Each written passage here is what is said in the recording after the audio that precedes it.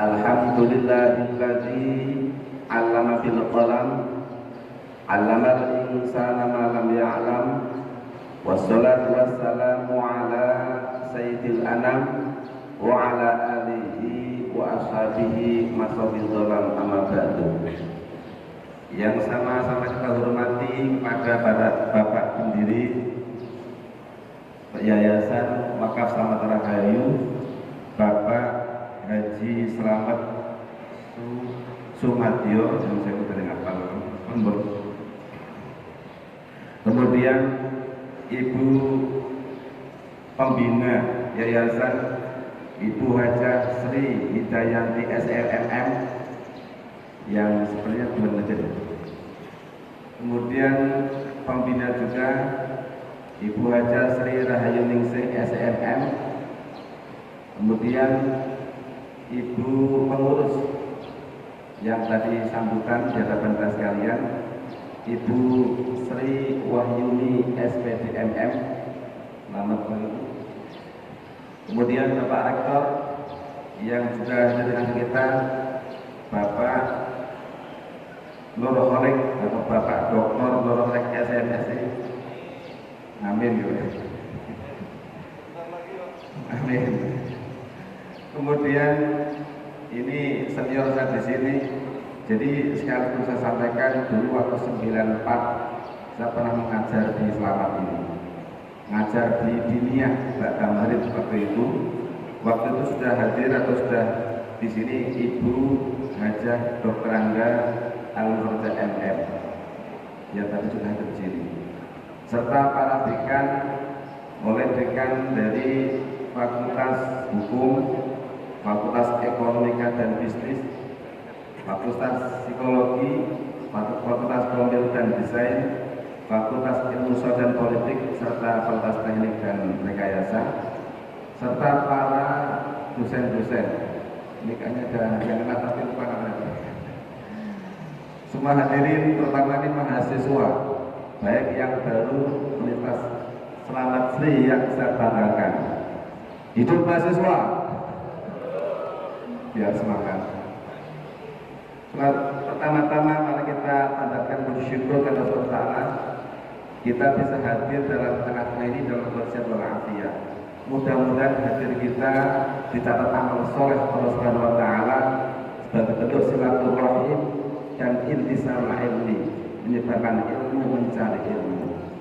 Salat dan salam semoga terlimpah dari baan junjungan Nabi Muhammad Sallallahu Alaihi Wasallam yang telah memberikan uswah hasanahnya. Mudah-mudahan kita semua diakui sebagai umatnya, mudah-mudahan bisa mengikuti jejak langkah uswah hasanahnya dan mudah-mudahan mendapatkan syafaatnya. Allahumma amin. Para bapak, para ibu, para masyarakat yang hormati, sebetulnya saya sudah menyampaikan PowerPoint, tapi rupanya karena perang kurang terkondisikan, sehingga saya pokoknya itu saya sampaikan, ini nanti improvisasi saja. Materi yang diberikan pada kami kurang lebih sekitar bagaimana membangun jiwa kepemimpinan di era milenial ini. Tekanannya ada dua oleh panitia, yaitu penempatan aspek adab dan profesionalitas. Tetapi dalam judul kami sedikit berubah, saya tidak menyampaikan adab, tapi bagi saya masuk di profesional tadi. Kemudian pada era industri atau revolusi 4.0 dan era society 5.0. Dalam paparan saya sampaikan sedikit tentang betapa sekarang kemajuan teknologi luar biasa. Teknologi yang berkembang ini pada mulanya adalah merupakan pengembangan dari atau penerapan dari ilmu pengetahuan. Ilmu pengetahuan itu bermula dari manusia punya potensi berpikir. Manusia oleh Allah diberi kelebihan yang tidak diberikan oleh yang lain. Kalau dalam ilmu mantek dikatakan al-insan hayonatek. Manusia adalah manusia yang bisa berpikir sekaligus menyampaikan pikirannya itu. itu tidak memiliki yang lain. Bahkan ketika Allah mau menciptakan manusia, diprotes oleh malaikat, wa idh qala rabbuka lil malaikati inni ja'ilun fil ardi khalifah. Para malaikat bertanya, ataj'alu fiha may yufsidu fiha wa yasfiku dima? Diprotes, apakah ya Allah akan menciptakan makhluk yang akan merusak bumi ini dan saling berbunuh-bunuhan? Allah kemudian menjawab yang intinya, inni a'lamu ma la ta'lamun. Saya Allah lebih tahu dari apa yang Anda ketahui. Dalam ayat berikutnya kemudian disampaikan bahwa manusia punya kelebihan akal pikiran, karena pada saat itu Rasul Allah memberikan pengetahuan dalam tanda kutip pada Nabi Adam, dan kemudian ngetes pada para malaikat, ternyata Nabi Adam lebih tahu dibanding malaikat. Ini kelebihan kita selaku manusia. Kelebihan inilah yang kemudian manusia dengan pikirannya berkembang. Jadi kalau kita lihat binatang, dari dulu meskipun raja hutan, ya tak begitu. Tapi manusia berperkembangan yang luar biasa dari hasil pikirannya. Oleh sebab itu, maka dalam konteks ada kebutuhan dasar manusia 5, maka pikiran termasuk yang dijaga. Pertama nyatakan hifdzuddin, menjaga aspek agama. Yang kedua hifdzun nafas, menjaga aspek jiwa.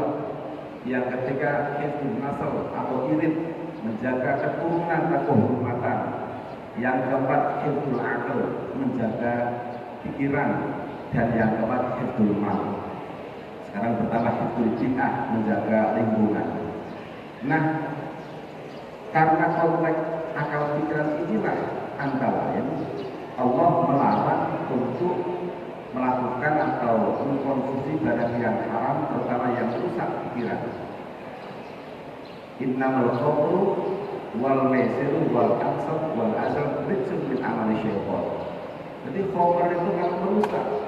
Oleh sebab itu kemudian negara juga melakukan satu upaya yang sama, bahwa siapapun yang membawa narkoba, kalau dalam pesawat itu akan dapat hukuman yang tinggi. Ini artinya apa? Terkait dengan penjagaan aspek akal pikiran kita semuanya.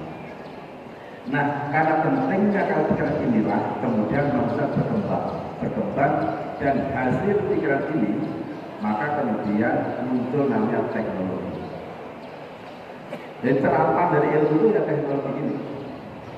Maka manusia akan diukur pertama dari segi pikirannya. Seorang filosof menyatakan, Sogito Erdogan, kamu berpikir maka kamu ada. Artinya bahwa kita akan dinilai orang lain karena pikiran kita.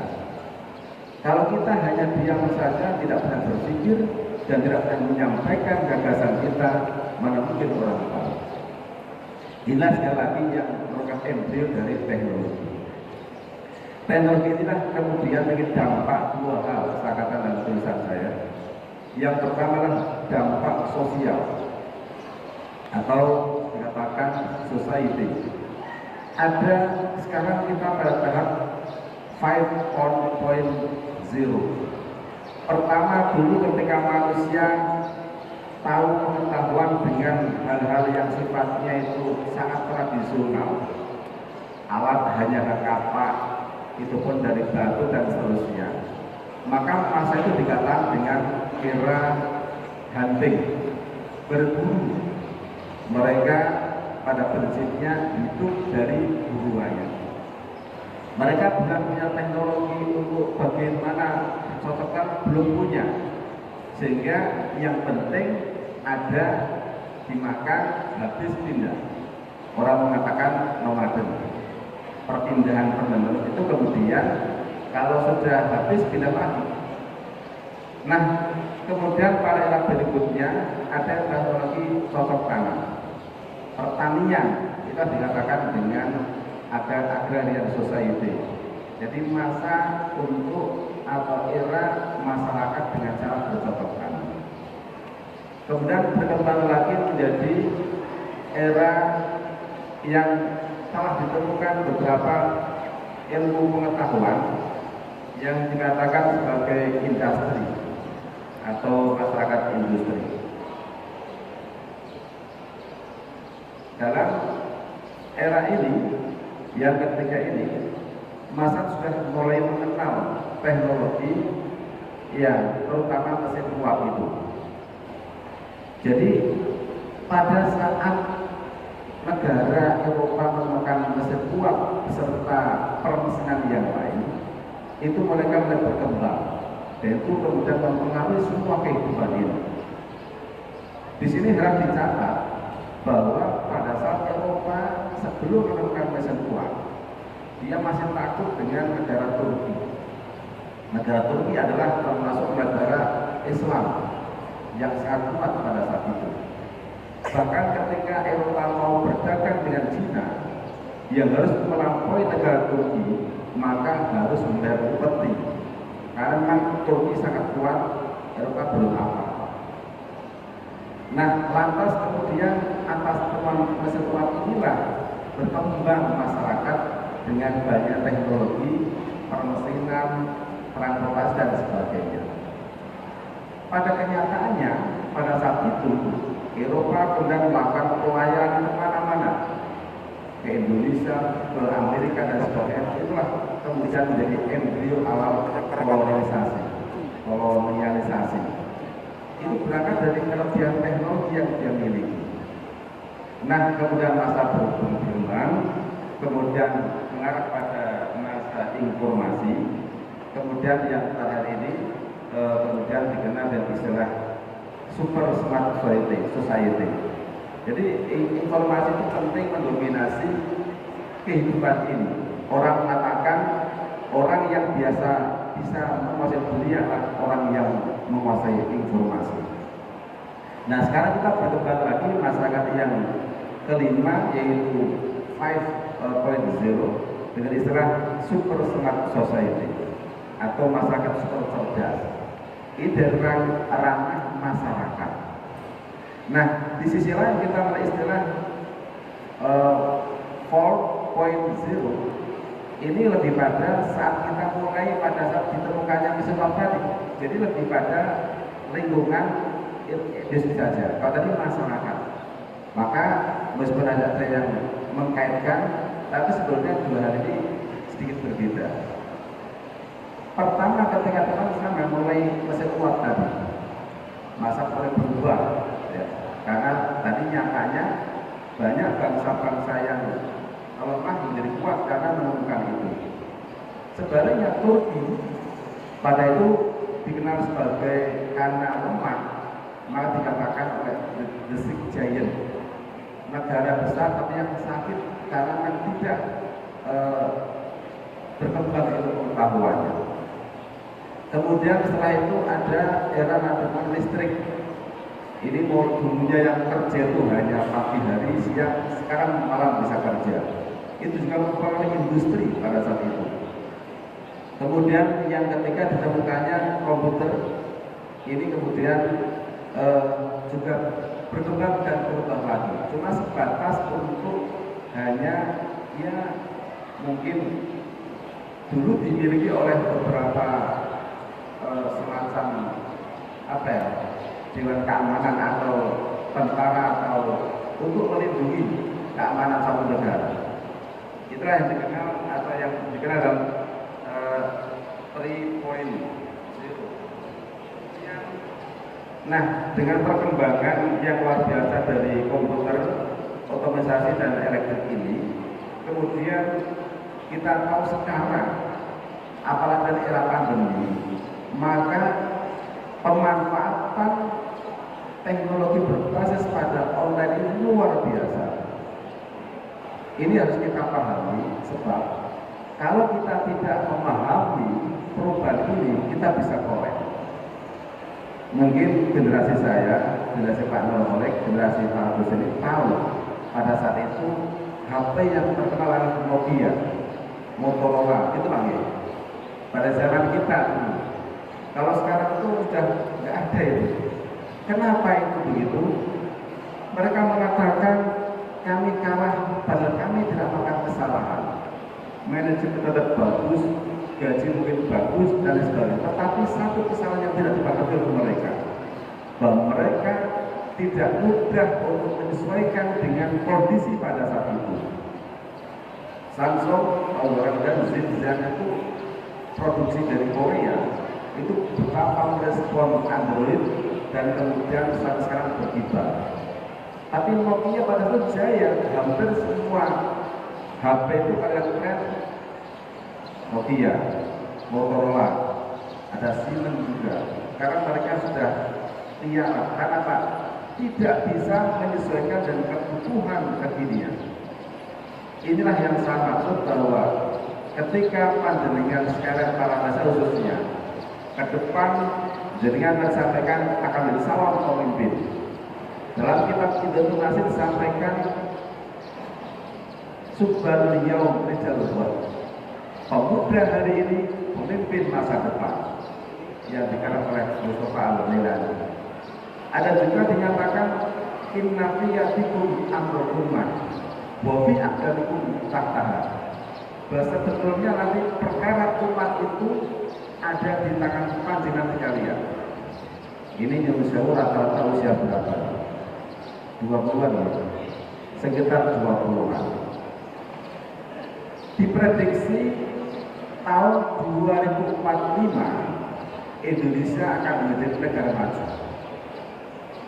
Jadi masih 25 tahun ke depan.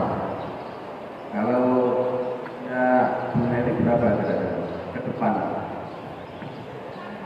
Kebetulan usia saya itu sudah termasuk era kolonial. 67 itu sudah 55 kurang lebih. Tambah 25 itu kalau masih nyampe itu sudah usia berapa? 80-an sudah bisa 80-an kalau Allah masih kasih anugerah itu. Tapi jenengan yang berapa itu sekitar 40-an itulah jenengan akan tampil. Oleh sebab itu maka dalam forum ini perlu ditegaskan pada sekalian, saya harus siap untuk mengambil estafet kepemimpinan bapak-bapak sekalian, ibu-ibu sekalian. Tanamkan dalam diri jenengan masing-masing. Nanti yang akan memimpin adalah saya. Entah bidang apapun, pendidikan, ekonomi, politik, teknologi, dan lain sebagainya sesuai dengan passion panjenengan sekalian. Karena kita tahu bahwa sebuah negara yang maju bukan diukur oleh seberapa kuatnya negara itu, bukan diukur oleh seberapa luasnya negara itu, juga bukan dinilai oleh seberapa banyaknya penduduknya. Maka berdasarkan penelitian, negara yang maju adalah negara yang di situ SDM-nya super. Kalau kita tidak memiliki kesadaran itu, dengan santai-santai dia, ke depan nggak punya apa-apa. Maka dengan konteks kuliah umum inilah kami berharap panjenengan harus menyiapkan diri masing-masing. Mungkin panjenengan masih ingat ketika Jepang dibom oleh Amerika dan menyerah utuh-utuh, maka pemerintahan Jepang dan Amerika yang satu. Saya menyerah, kami menyerah, tapi tolong kirimkan guru-guru ke negara kami sebagai bentuk konsekuensinya. Jepang sadar, dia kalah, tetapi sadar bahwa untuk meningkatkan dirinya perlu para guru-guru, perlu para dosen sekalian. Maka kita beri plus pada para dosen yang ngajar di UNISI. Beliau-beliaulah yang akan menjadi panjenengan dari orang. Maka hargai beliau, maka hormati beliau, maka ajak diskusi beliau, ambil ilmunya. Di sini kita dikatakan menjadikan yang berdasarkan dengan adab ini penting sekali. Karena Rasulullah itu diutus bahasanya innamadu itu litam bima makarimat akhlak. Saya diutus itu untuk menyempurnakan akhlak. Apakah tidak ada akhlak? Ada dengan dawuh beliau, dengan contoh beliau, maka kemudian muncullah aspek-aspek yang adab manusia semakin menjadi akhlakul karimah. Oleh sebab itu dalam konteks ini, hargai guru sebagai orang tua kita, sebagai kecerdasan kita. Kita itu kalau saya pernah ada itu merasakan sendiri. Saya masih teringat dengan guru yang mengajari saya itu abada yang pertama. Karena beliau itu yang menjadikan kita tahu. Oleh sebab itu maka dalam konteks ini hargai. Para bapak yang saya hormati dan para masyarakat berkesenangan bahwa karena era sekarang itu sudah begitu majunya, maka kemudian dalam tulisan saya menawarkan beberapa cara untuk mengakhiri kita masing-masing. Karena ini ada slide-nya ya. Oh ya, perlu saya sampaikan bahwa ada tren dunia yang perlu kita sikapi secara bijaksana. Yang pertama, tulisan mengatakan kompetitif. Jadi memang sudah menjadi sebuah keniscayaan dalam hidup di dunia ini. Ada orang kompetitif. Orang makan pasta pikul kompetitif. Dulu lahir kita katanya. Itu juga hasil kompetisi di antara yang masuk OOT hanya satu. Maka itu yang kemudian eksis. Kita itu juga sama. Kalau kemudian kita berdagang kampus, pokoknya menikmati hidup apa adanya, kita akan berkembang. Sekarang saya tanya pada semua mahasiswa ini, kita itu hidup untuk makan atau makan untuk hidup? Apa jawabannya mahasiswa? Kita itu hidup untuk makan atau makan untuk hidup? Hidup untuk makan. Kalau begitu hidup kita makan terus, dan itu tidak ada bedanya dengan binatang. Terus jawaban tadi kita makan untuk hidup, betul ya? Terus hidup untuk apa? Kalau kita makan untuk hidup, pertanyaan berkembang, hidup untuk apa? Allah menegaskan, wa ma khalaqtul jinna wal insa illa liya'budun. Aku Allah ciptakan jin dan manusia, nah tidak saja kecuali untuk beribadah. Nah beribadah itu macam-macam, mencari ilmu, bekerja, berbuat baik pada tetangga, dan seterusnya. Yang kelamakan kita tamakhluk dan bermakhluk. Ini penting kita pegang. Bahwa dalam konteks inilah kita akan hidup berbangga dari yang lain dan akan kompetisi. Nah kalau kompetisi gimana? Ya kita tingkatkan diri kita masing-masing. Saya didik dulu punya pendirian bahwa entah saat dimanapun saya akan menyambut dengan semaksimal mungkin. Pada saat belajar mungkin saya nggak tahu fungsinya. Ya ini hanya kita dibaca. Saya setelah SMP itu langsung ke pondok pesantren, tepatnya di Pondok Kediri di Lirboyo. Alhamdulillah tidak begitu lama, cuma 7 tahun. 83 sampai 90. Waktu saya belajar saya nggak ngerti. Saya belajar fa'layakul fa'lan alan fa'la fa'ilun misalnya. Kalau Muhammad kemarin ini untuk apa saya nggak begitu mikir. Sementing aku guru akan belajar. Insya Allah nanti guru akan mendoakan kita mendapatkan tempat yang kira-kira layak menurut kalian. Nah, saya juga dalam satu panjenengan passionnya apa? Tekuni dengan baik. Nanti ketika ada persaingan itu kita punya modal. Kita juga harus paham tidak mungkin seluruh bidang kita kuasai. Tapi jangan punya passion misalnya di bidang teknologi, silahkan diluti dengan baik. Tapi jangan lupa mengenai aspek adab. Kita berikan dasar pijakan adab tata krama akhlakul karimah. Itu penting. Kita bicara akhlakul karimah itu setidaknya kalau dalam dunia sufi itu ada 3 hal. Yang pertama itu langkah namanya tahliyah, pakai tahliyah. Artinya apa? Kita berupaya semaksimal untuk mengosongkan dari sifat yang madhumah, sifat yang tercela, iri, dengki, serai, tamasuk, takabur, itu biasa berlanjut di hati kita masing-masing.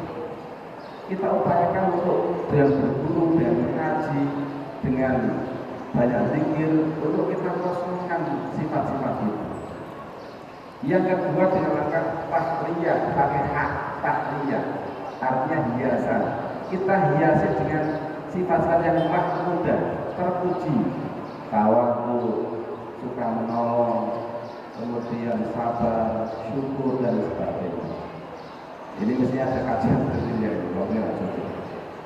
kalau itu dilakukan, maka akan muncul tajali. Tahliyah pakai hak, tahliyah pakai hak dan tajali pakai jim akan mudah tersingkat komunikasi dan pengesahan diciptakan. Oleh sebab itu sekali lagi, yang pertama kompetitif tadi adalah kita landasan dengan adab-adab krama yang sudah diletakkan tadi. Yang kedua, dalam kehidupan dunia ini akan ada istilah ekstrim. Bahwa ekstrim artinya banyak orang yang mudah marah, banyak orang yang aneh-aneh. Jadi sekarang tuh orang aneh-aneh, kalau nggak aneh kayaknya nggak dilihat orang lain. Kita harus waspada, ya. Karena memang apalagi dengan dunia online seperti ini, orang macam-macam, malah ekspresi yang tidak pas terkadang. Dan itu asasi mereka ini berbanding lurus dengan beberapa isu yang diatur dunia, tapi harus waspada. Hak asasi manusia, demokratisasi, kemudian kesetaraan gender, macam-macam. Kalau kemudian tidak kita sikapi dengan baik, maka kita mengarah pada sosial ekstrim tadi yang aneh-aneh. Artinya tidak sesuai dengan tuntutan dari Al-Quran dan As-Sunnah.